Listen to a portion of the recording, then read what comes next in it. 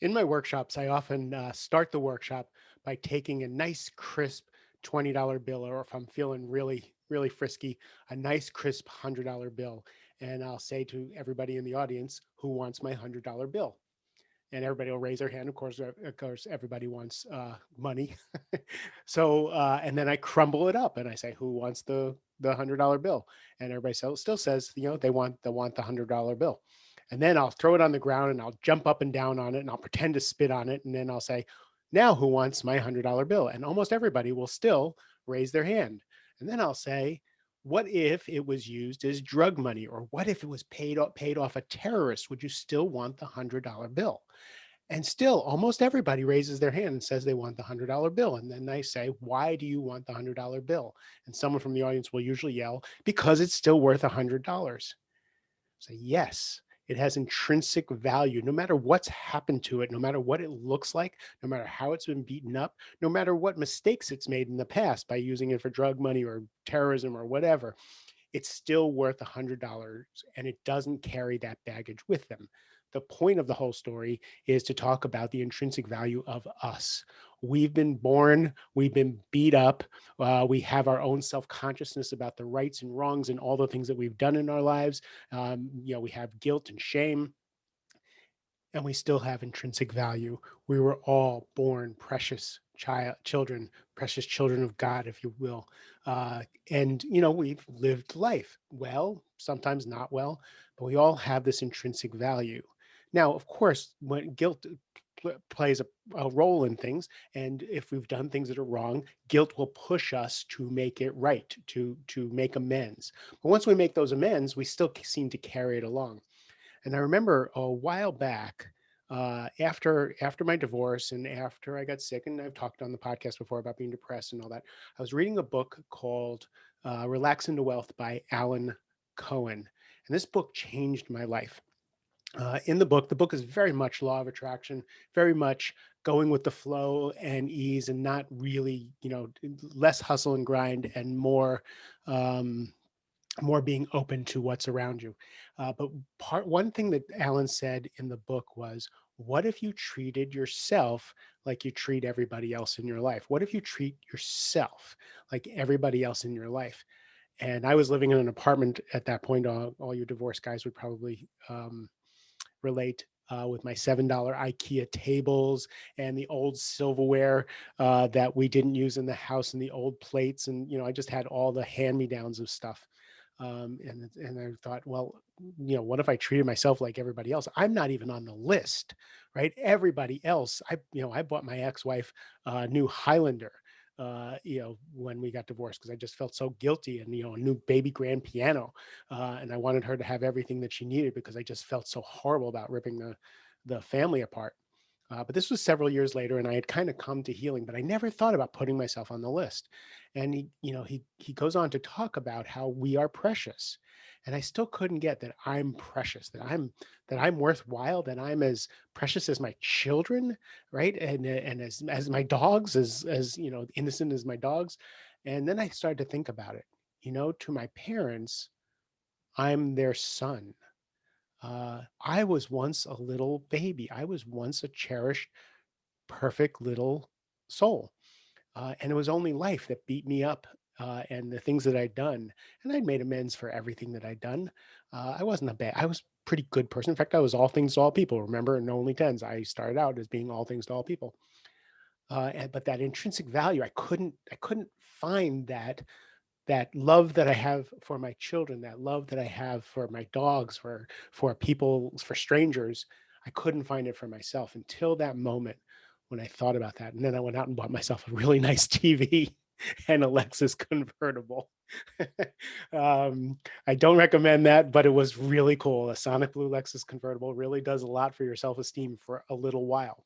But that gets me to the intrinsic and extrinsic values. I really valued myself by how well I took care of my family. I valued myself by how much money I brought into my family. I was a sales guy, so every quarter, every month, how much sales did you do? What did you forecast? How did you do to your forecast? Did you close that sale? Are you doing enough outreach? So the metrics to which I was judged was extrinsic. It was outside of myself. I was good if I hit my number, better if I exceeded my number, and I wasn't good if I didn't hit my number. And you all know about, some of you will be intellect. Do I pass this exam? Do I not pass that exam? Am I powerful enough? Am I wielding that power? Am I famous enough? Am I getting enough likes on social media? So intrinsic and extrinsic validation. And for me, that cultivating of love for myself, which again was a foreign concept. It almost made me feel guilty just thinking about loving myself. And then people talk about self-care. You got to put yourself on the list. When we talk to women, we talk about how women often give from an empty teacup. And they go into adrenal fatigue, and they really have trouble sustaining that giving and giving and giving. And what happens is that if they're taught properly, is to fill that teacup, to get massages, to take care of themselves, to rest. And when you fill the teacup, you fill it till it's overflowing, and then you give from the empty saucer, not from the empty teacup. You give from the saucer with the overflowing of the teacup, and then you have unlimited amounts to give. And I learned that if I took care of myself, if I gave to myself, if I exercised, ate right, had good friendships, really rested and entertained myself, and had took care of myself, that I was a better ex-husband. I was a better boyfriend at the time. I was a better father, better worker. I was just better in my life if I did some self care. So that love for myself really helped out tremendously. It's not just for women's magazines, it's for all of us. We need to put ourselves on the list. If you love golf, go play golf, right? If you love getting a manicure, go get a manicure if it makes you feel good. Um, but that, again, now as we strive for success, there's the tendency, especially in midlife, when we reach a certain amount of success, to look at the extrinsic goals. Do I have a center hall colonial house in the right neighborhood? Am I driving the right car? Do people see me going on the right vacations? And there's nothing wrong with that. I love living in my big beautiful house. And I love my backyard, and I love my truck, but I love my Lexus, right? Um, there's nothing wrong with that. It's just, is my identity attached to this? And when we get to midlife, often our identity is attached to where we've gotten to. Now we're trapped. I don't know how many clients I've been, who told me, I really don't want to be a slave to my paycheck. I really want to take a different kind of job, and I don't want to be a slave to making this money. And then they go buy a new BMW and have another $600 payment, right? Because we want to keep up that level. When I became a coach, when I was a sales guy, it really felt good to drive up in a Mercedes or a Lexus to my customers' offices, to show success, to show that I'm good at what I do. Now as a coach, I don't really need to impress anybody. I don't need that, but I still kept buying Audis and I kept buying Mercedes, and it was just not necessary. It was for my own external validation that I was still someone.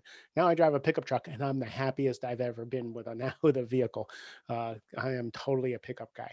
But now let's look at success when we're in midlife and we're looking at options. So we find ourselves, 40, 50 years old, and we want to look at something has to change. We want to do something different. It's really hard to look at it because we realize that we need to keep the treadmill. Our families need to have the lifestyle that they say that we've kept up with them. We never have that conversation with our spouse and saying, what if we cut back? What if we put more into savings and really plan for 5 years for me to shift careers? I'd really love to teach high school. Do you think if we just downsized a little bit and we put money in the bank, that maybe we could start planning on a shift? I don't want to wait till I retire to start doing what I love. And it's really hard to get our hands off the wheel of that external success, to even look at what we might want to do, to broach that conversation, for fear that someone, that our significant other or our children will think less of us from those extrinsic judgments. So again, more sustainable. Let's talk about just sustainability. Going for power, money, prestige, fame, being admired for our bodies. God, I'm going to be 59. If I want to be admired but for my body, it's getting a little rough, right? Like you can't sustain these kinds of things. Being admired for and striving for those things gets you so far. Remember, in your midlife is when the drives and motivations of your 20s and 30s. Like, I want to be rich, I want to be famous, I want to be thin, I want to be good looking, I want to be liked, I want to drive a great car. Start to wane in your 40s and 50s. So now, how do we start to replace that? And we start to replace that with, who do we want to be? Right? What kind of relationships do we want to have? What kind of legacy do we want to leave? What kind of impact do we want to have? Everybody on their deathbed. This is cliche, but everybody on their deathbed. It's not how many toys they had. It's what was their relationships. What are they leaving behind? What do people how were people affected by them? I know when I die, all I care about is, did I take care of my kids? Did I take care of my family? Was I stand up guy? And was I admirable? Did I help who I could? Did I impact people in a positive way? Did as Maya Angelou says, don't look at uh, what people say. Look at how they make, people don't remember what you do, they remember how you make them feel. And I hope that you feel loved, that people around me feel loved, and that's intrinsic. That's an intrinsic goal. Got a little convoluted on this one, but I hope you're getting the point. Who do you want to be? How do you want to impact people? Really start looking at that, rather than what do you want to get? What do you want to acquire? What do you have to, what do you have to achieve in order to satisfy yourself? Who are you trying to please when you look at what you have to achieve? Is it a game? Is it something that you want to see? Like, I have a game now. I want to see in 2021 how much impact I can have. I don't have to make that impact. I don't feel driven to make that impact. I really, just as a game, I want to see if I can be a little more famous, bring a little more impact, bring a little more light to this topic, make this podcast a little bit bigger, make my practice, have more online classes, more group one to many kind of stuff, so I can help more people with what I have seemed to found and seems to help. So that's what's on my mind today. Thank you for hanging out with me. I appreciate that. I love you, not for what you achieve, but for who you be. And have a great rest of the day.